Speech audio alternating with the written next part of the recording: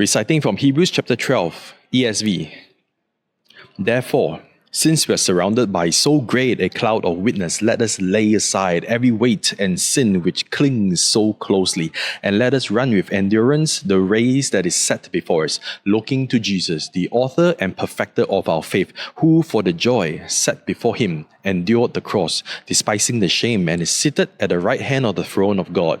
Consider him who endured from sinners such hostility against himself, so that you may not grow weary or faint-hearted.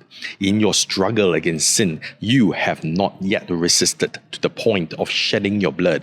Or have you forgotten the exhortations that addresses you as sons?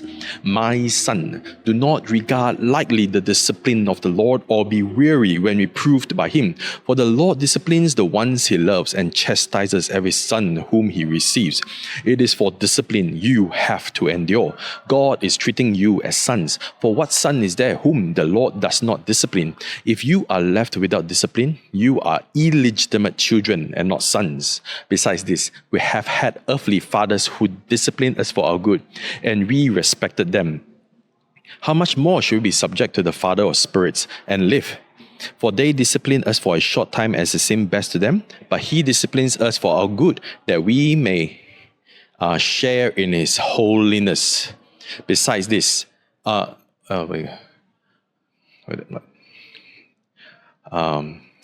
the moment, all discipline seems painful rather than pleasant, but later it yields the peaceful fruit of righteousness to those who have been trained by it. Therefore, lift your drooping hands and strengthen your weak knees, and make straight the path for your feet, so that what is lame may not be put out of joint. Strive for peace with everyone and for holiness, without which no one will see the Lord. See to it that no one fails to obtain the grace of God, that no root of bitterness strives up and gives trouble, that no one is unholy like Esau, who sold his birthright for a single meal.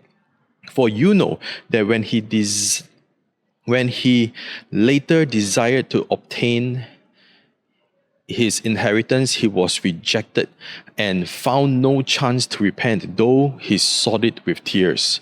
For you have not come to what may be touched, a blazing fire, and darkness, and gloom, and tempest, and the sound of the trumpet, and a voice that made the hearers beg that no further messages be given to them. For they could not endure the message that they were given.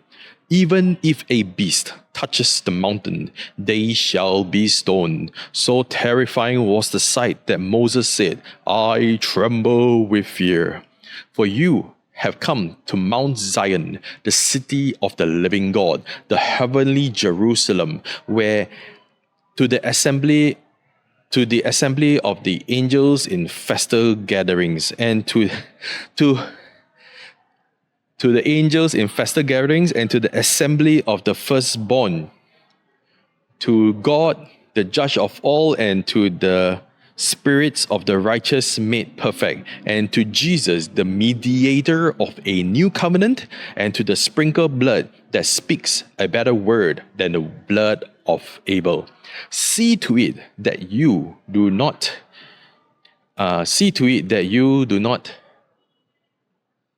refuse him who is speaking. For if they did not listen to him when he warned them on earth, much less will we escape if we reject him who warns from heaven. At that time, his voice shook the earth, but he has promised, yet once more I will shake not only the earth, but also the heavens. This phrase, yet once more, indicates the removal of things that have been made. That is, things that are visible, in order that things that are invisible may remain.